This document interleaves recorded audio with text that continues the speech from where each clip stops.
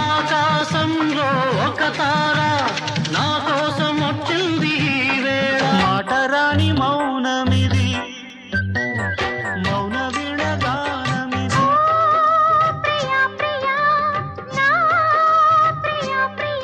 పాటని పాఠముంది మేటని ఆట ఉంది దేనికో ఓటు చెప్పరా.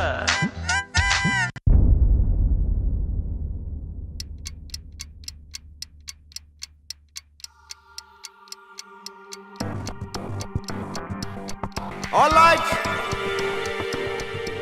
Sound. By 21 take 2. Action. Right, my name's Paul Lockett and I'm from Oldham.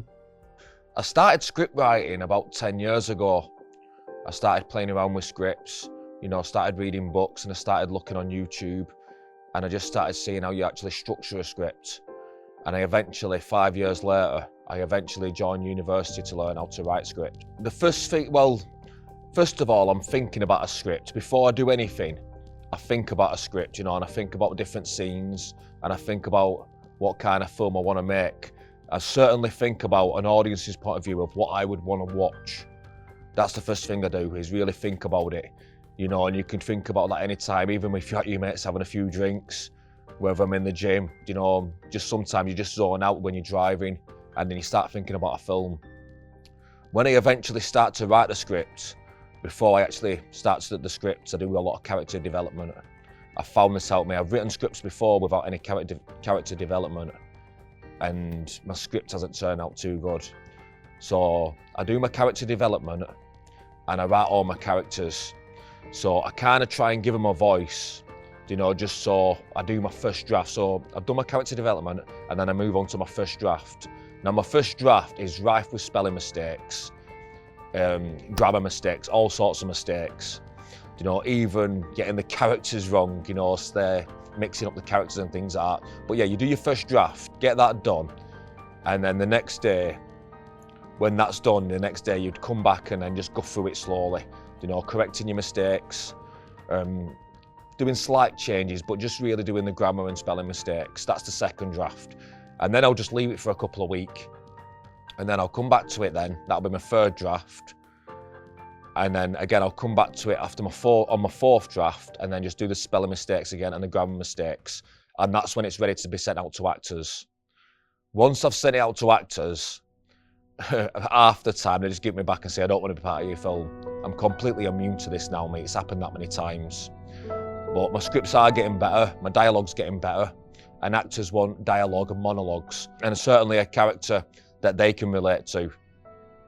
So once I finally get a cast, we do a readout, and then we all read out and see how it sounds. I record it, and I see the rhythm of the actual film and see how it's going. Once that's done, I let the actors kind of try and do some character development with me, to try and create their character. So I don't have all the knowledge on that character. I like them to put their feel on the character so they have a good understanding of the character. I want them to try and understand the character more than me, myself. So once we've done that and we've talked about the character development, then we're really ready to get into the fifth draft then. And then I start to hear their voices. So then I'd be able to talk and my hands just take over.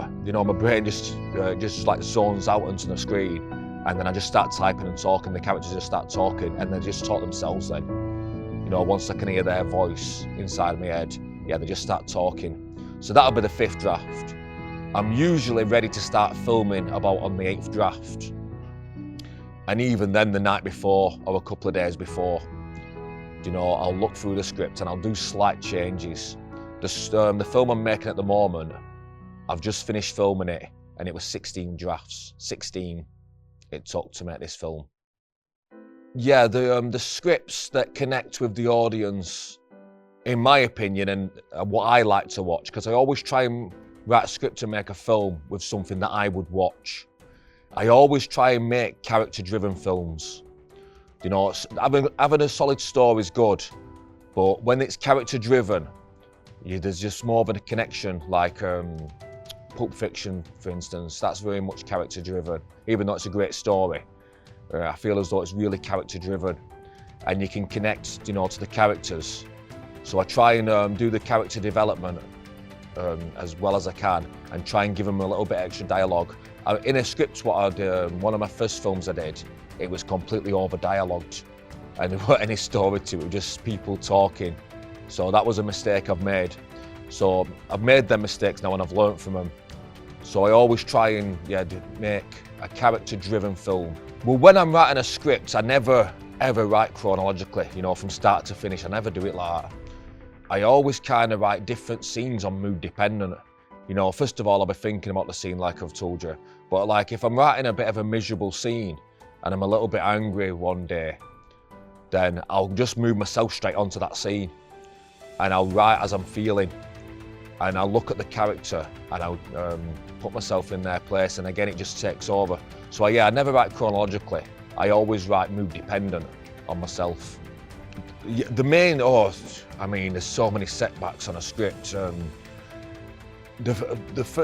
obviously you pick a genre, don't you, of what genre it's going to be. Now this is what I always try and tell people about theme. Your theme ties into your A story, your central story, your B story, C story, D story, and you can keep going on. The one thing I've always thought about script writing is sticking to that theme. I mean, you can have multiple themes, but the themes still have some sort of connection. And I have divvied off the theme quite a few times on a story, and then when it's been read back to me on a readout, there's no rhythm to it. You know, the pacing's different, and the rhythm of the script is just generally, it goes off the story, if that makes sense. So the hardest thing really is keeping on your theme and keeping your discipline with your characters, and going back to the characters' development and a sheet, which I have all my sheets printed out and laid in front of me, and see if that character would actually do that. You know, that's one of the hardest things. Once you've actually written the script and you put it out there, like I say, I mean, the amount of times people have given me a script back, it's unreal. I'm immune to it, I don't care. You know, you either want to be a part of a film or you don't. I'm getting that less and less now, and I am getting quite a few actors wanting to work with me more and more. But what I do always say to them, and I always implore them to listen to what I'm saying when I say this to them at the end of the readout, I say, even if my film turns out to be a piece of crap, which it could possibly be, even the film I've just made could be, as long as your performance is great, as long as you nail your performance, you can just blame everything on me, because I don't care. And if you can get a good showreel out of it, and you can show that you've performed to a nice standard on that script, on a poorly directed film, then it makes them look like a better actor. So I always try and say that to them. Don't worry about the film, that'll all come together in the edit. Just worry about your performance and nail your performance. Yeah, the first thing I would say is, if you're just going to be a first-time scriptwriter and you've not made a film before, again, think about what you want to see. Write what you want to see, and just start off with something very small. You know, 2 or 3 characters, that's it. Think about the film you want to do, then do your character development. That's so important, your character development. And then think about the genre, and then you move on to your theme, and make sure the theme just generally connects in your A story and your B story if you just got like 2 or 3 characters. And the one thing I would say is, don't be bothered if people give you the script back and say that's not for me, because in the early stages that will just happen to me constantly.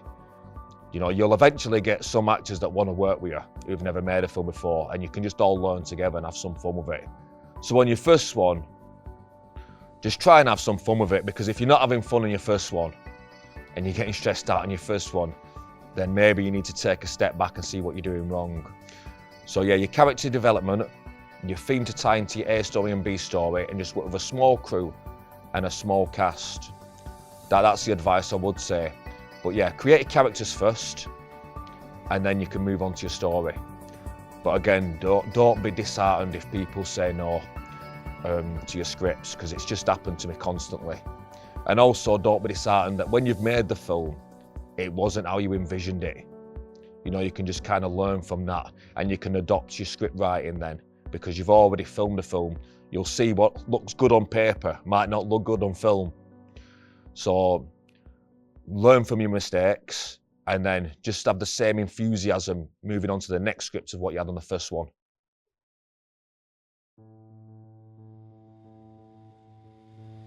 My name is Adepo Kunkuchi and I attend UCLan Television Production Masters. I'm Spanish Nigerian. I'm a DOP. So what the DOP need to know, it's like what kind of shot does he need for a particular scene. If it's a film, what shots does he need? What kind of light does he need? How does he want to light up the subject? And could it be a long shot? A long shot will show the gesticulation of the person, while a close-up shot on the face shows the emotion, which is very important. The first thing first, I look at the complexion. Why I'm going to light up the person. What kind of light will be suitable for the skin? Because the kind of skin that a black person has is different from the kind of skin that a white person has or an Asian person has. So one thing you want to do is that you want to light the person properly, that when the audience are looking at the shot, they know that you know your job. And the person also will find themselves happy with their shots. One kind of shots I always look for is, mine is the headshots. I like the headshot because headshot is my favorite because it shows the emotion of the actor.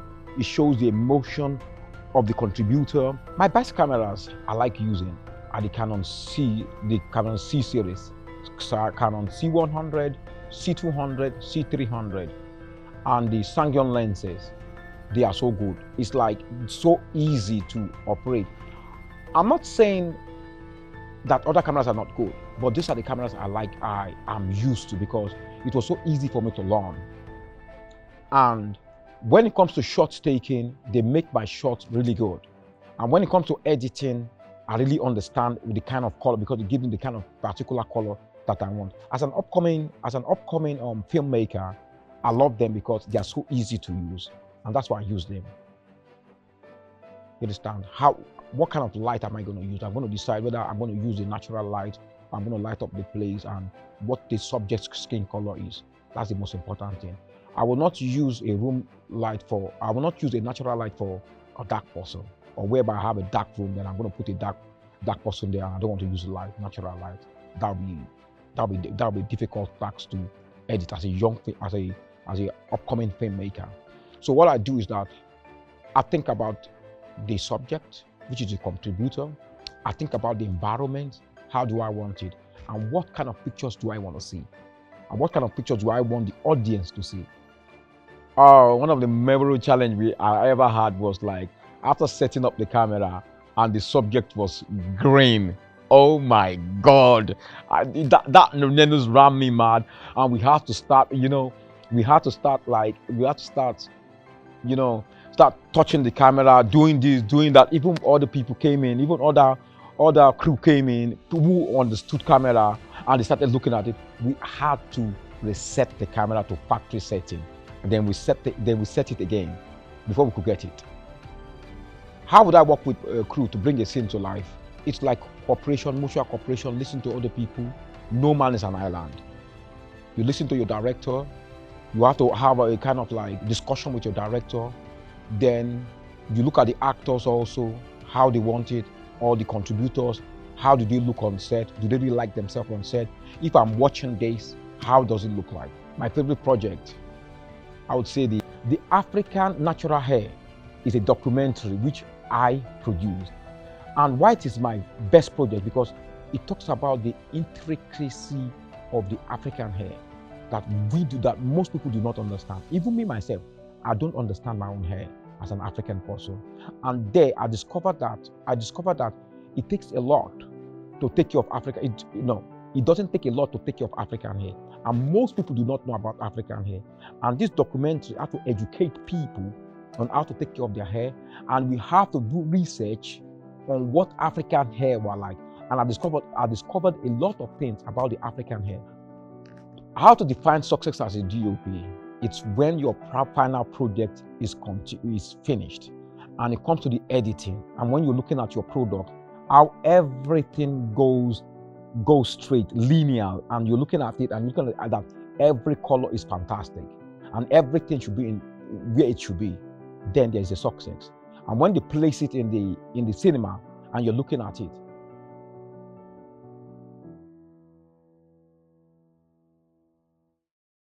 My name is Asinty and popularly known as G. I'm a cinematographer, a producer, I'm a director, and an editor. And I started editing as at 2019. That was my first contact with the film industry.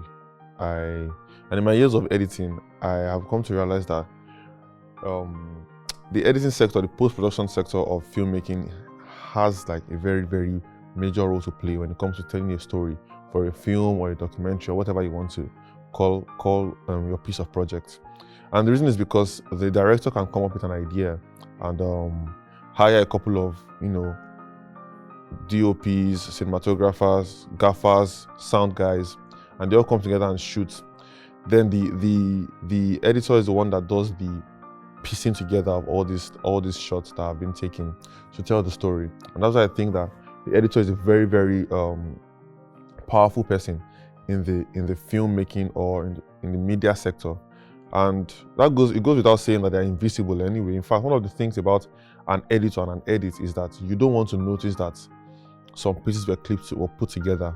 That's one of the powers of the editor, that we don't want to see that these things were put together. Once we see it, we call it a bad edit. That means if you're watching a film and the shots are jarring, it means it's bad. So the editing sector is a back-end, invisible hand that crafts a story together.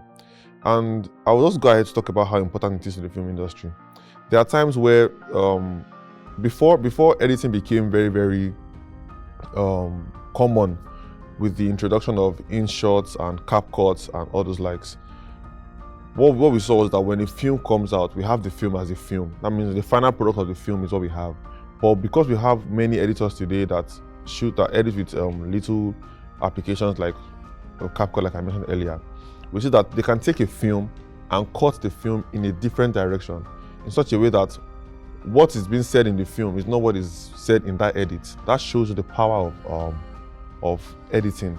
Well, presently I'm shooting a project. I have directed the project.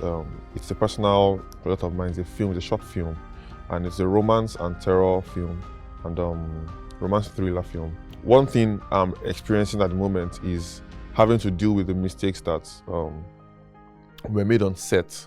So one thing about editing and post-production is that we get to deal with we get to put up with the lapses and the overlapses also of the producer, of the director, of the cinematographer, of everybody that was on set when such project is being shot.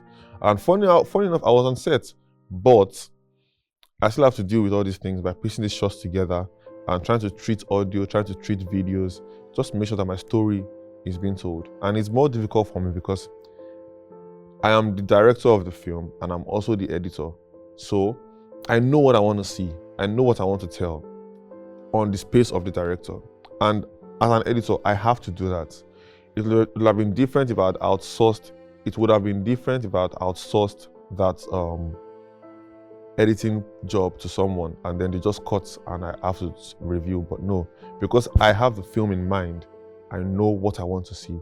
So it is difficult to drive that production in such a manner, because when we're shooting, there were a lot of bits that weren't all that. But on the good side, there was really, really good. We had really great shots, amazing shots from my DOP, and I'm very happy to piece my film together. In terms of editing, I like when an edit is well paced, in the sense that the speed of the story is gradual, and is gradual when necessary, and then when it needs to jump, it jumps when necessary. What I mean is that I like when a film is starting and we are drawn in by the edit. We are drawn in by the edit. It could be through the use of slow-paced edits, slow-paced cuts, so that when you're moving from one scene to another or connecting shots. So say, for example, I pick a cup here, and then as I'm picking the cup, the next scene is somebody drinking something from a cup, and because those shots are similar, it flows into one another and it is well paced. These are the kind of things that I love to see in films, or shots where somebody's walking past a tree and then you transition to the next scene and somebody else is also walking. I just really like when cross scenes, cross shots happen in order to change scenes. For aspiring editors that would like to find a space in filmmaking or TV production, there are a few things I would like to share from my experience that could help. One is to be conversant with as many softwares as possible. That may be, now we have many softwares, and we've got Final Cut Pro, we've got Adobe Premiere Pro, we've got Avid Media Composer. I started off with Avid Media Composer, and one thing that has helped me over the years is that I'm familiar with, and DaVinci Resolve, is that I'm familiar with some of these softwares, and I'm able to work whenever a client comes and they say, oh, I want my project to be edited on DaVinci Resolve and all of that. Another thing would be to be able to tell a story and to be able to, to be a storyteller. When I started off as an editor, one thing I learned really quickly was the technical part, the J chords, the L chords, all those chords and all of that. But one thing that I was instructed to learn all over is how to tell a story. How you can, sometimes an editor can hold a character so far from you that you would be longing to see what the character is. And then the character won't be revealed because of the way the editor has constructed the story. And then it's probably going to be released at the end, and they'll be like, oh my God, what's this guy? And then those are some of the elements that the editor can work with when the storytelling of an editor is good. So one thing you want to learn how to do is learn how to tell a story. You could start as easily as writing down your editor's script. Once you get the full script, you could write your own editor's script, just give a draft and see what it looks like. Play around with the characters. Move the story points from one point to another. You don't necessarily have to start from the beginning from the original script. You just move around and tell a very good story. Another thing is be able to relate with the characters. So when you see a character in a film, one of the things you've noticed is that this character is a particular way and it does some particular things. That could be a directive from the director. But as an editor, you also have to make it consistent.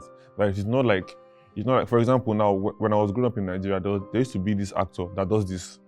His name is Jimike. Jimike always does this in his film. And I noticed that in all his films, he does this. It would be a good thing if an editor notices that and uses it for his character every time he's on the scene. Not every time, but yeah, most of the time. And it would be nice if it was not just done when he's in a wide shot. So if it's in a wide shot, you won't notice that, oh, this character does this a lot. But when you see him on a medium shot, on a close-up, you are building that character to have some attributes.